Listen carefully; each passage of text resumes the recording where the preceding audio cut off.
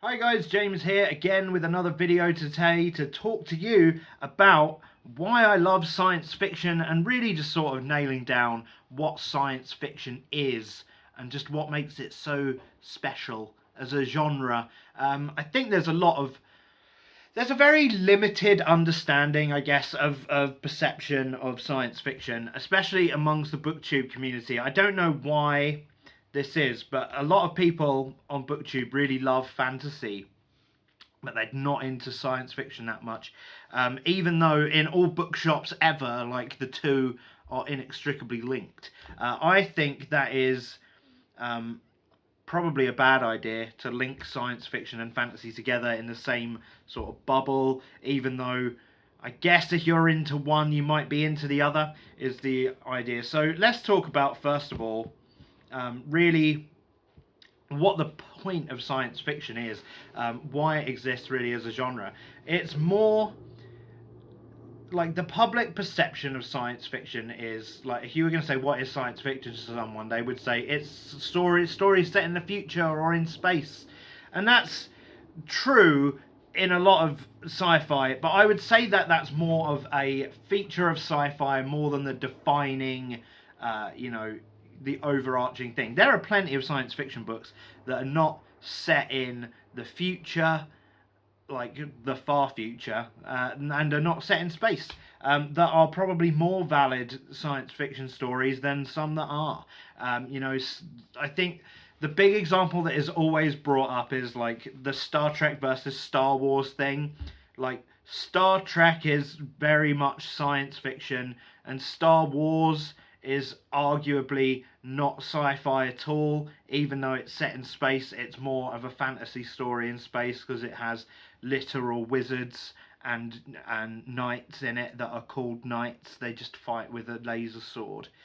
You could take the plot of Star Wars out of it and all the characters and put them in like the 1500s, and it would just be a fantasy story.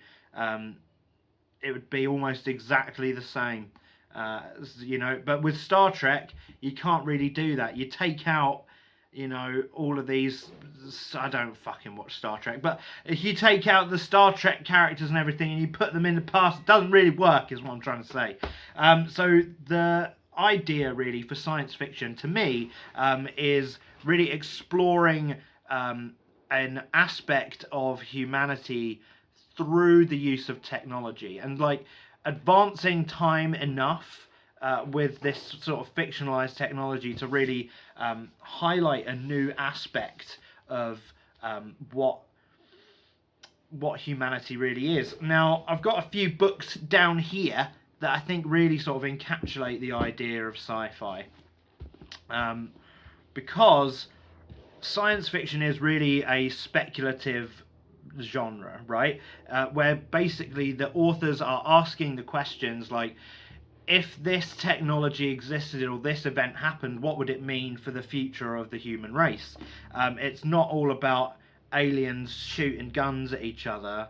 There is sci-fi books that are about that, but the best ones also explore an idea. Like Starship Troopers, for example, is about guys shooting aliens, but it's more about the way that the military-industrial complex and the military in general would change and evolve in a world where super hyper technology exists, and what it's about something. It's about an aspect of our world sort of turned up to 11. So the first one I've got to talk about is Speak by Louisa Hall. This is a book that is set all over different periods of time. It's set in the modern day, in the past, and ever so slightly into the future as well. It's basically about the invention of artificial intelligence told from different perspectives of basically the most influential people in the history of creation of artificial intelligence. Alan Turing is like a character in here. You get some of his POV, and it's basically discussing this idea of like, for people that are more sheltered or are going through difficult times, is an artificial human just as valid to outlet emotions to than an actual person. Like, I think in this book there are very few like there are never any actual conversation dialogues between two human characters. You get the story is told like through letters between a man and his wife, letters between Alan Turing and like his friend's mum. You've got audio transcripts of a conversation between a little girl and an artificially intelligent doll. You've got the story of a man who like is inventing a computer that can like talk back to him, like a smart bot kind of thing. And you've got a girl on a ship writing in her diary. But you know, none of these people are speaking to other humans, and really it's that idea of is it like dangerous to be dealing with artificial intelligences? Is it making us too crippled and like isolated in ourselves and society? And that is an issue that is really sort of taking place now, with like social media and things like that. You know, people are getting worried that people aren't connecting with each other on a human level anymore. You've got those pretentious like look up videos, like these guys think they're so much fucking better than the rest of us, even though the only reason anyone's ever heard of them is because they've got a viral fucking video on social media. It's just let's not get into that. Right, next I've got Stories of Your Life and Others by Ted Chang. Now this is a really, really interesting collection of short stories for sci-fi. Some of them are really off the wall weird. None of them actually set in space though. One of them is about an alien visitation that was turned into the film Arrival, which is basically about these aliens that come to Earth, and it's the story of a linguist trying to sort of like decode their language whilst getting flashes of like her time with her daughter that I guess spoilers for the film but not for the book because it's more obvious. But so if you've not seen Arrival and you don't want to be spoiled for the book, for the film, then stop listening. But if you're going to read the book, it's the fucking premise of the story. So she gets the way that aliens language works causes her to start remembering things from the future and the past. So she like has all these memories of a daughter that's not been born yet, basically.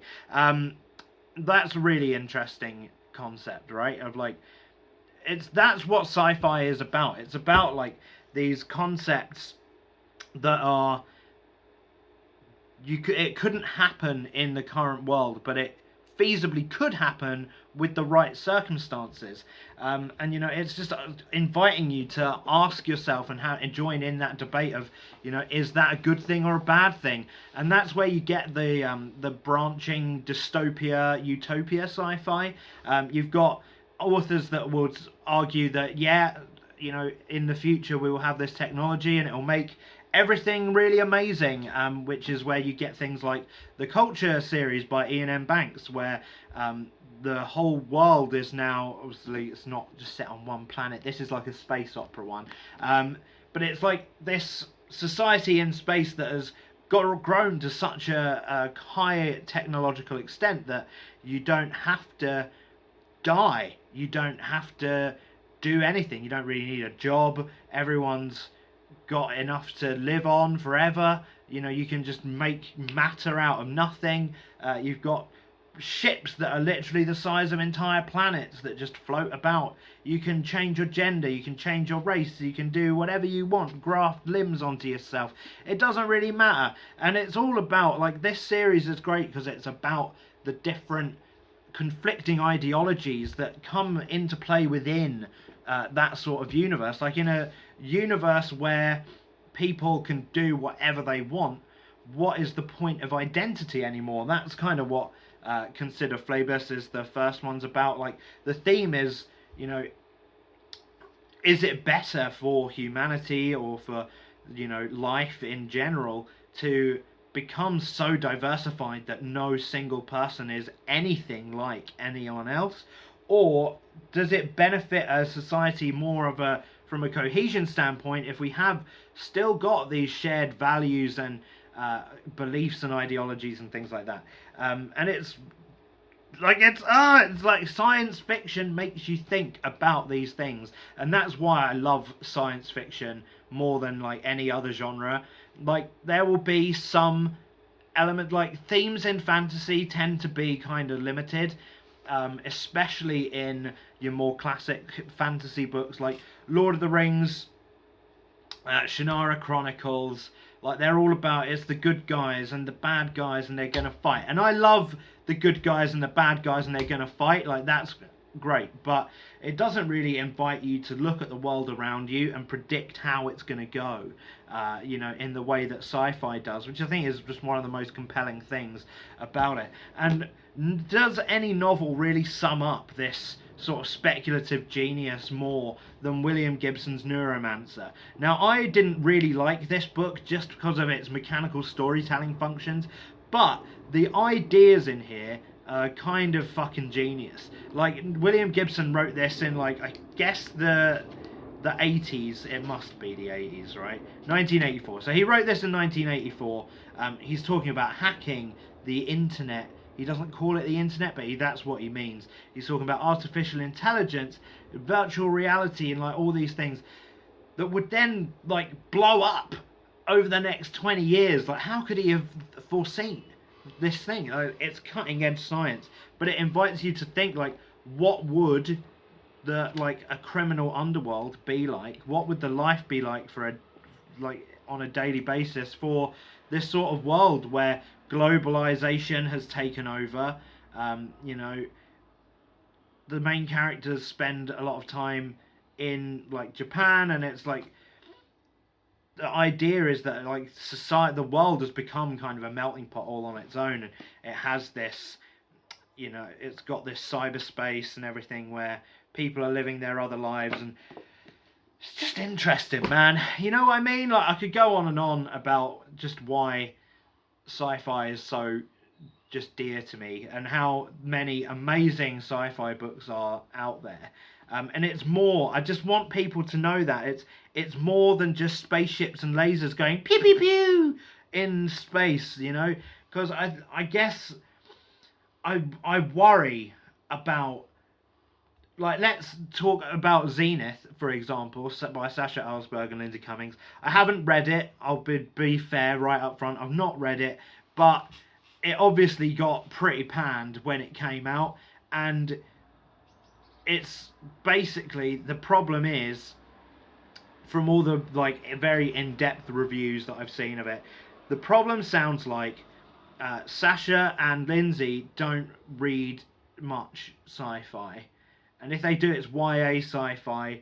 And what they wrote was a YA sci-fi, which, from all accounts, ended up kind of being like Throne of Glass, just in space.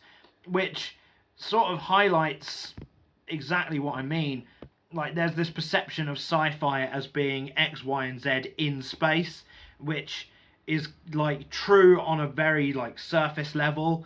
But what is the point of creating a science fiction story if you're not using the science and technology in your story to pose questions about anything? From what I understand, like, there's a character that has mind control, but is it like a power or science? I don't know, because I've not read it. Maybe it's explained in the book. But from what I understand, the themes of the story are not really about being brainwashed. Even like, it's more about just doing a sword fighting, because the main character is a space pirate.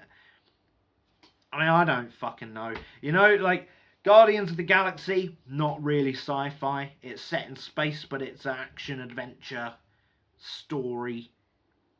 Doesn't really have any big ideas, you know. These are the kind of things that you got to think about in science fiction, and the things we'll be discussing in more detail. Now it is Science Fiction September. So join me on Monday when I'll be doing a review. The review on Monday is going to be of No Country for Old Men by Cormac McCarthy. I'll be doing another review later in the week of Numenon Infinity by Marina J. Lostetter. And next Friday I will be doing a top 5 of my favourite science fiction books. So look forward to all that in the coming week, and I will see you next time. Goodbye.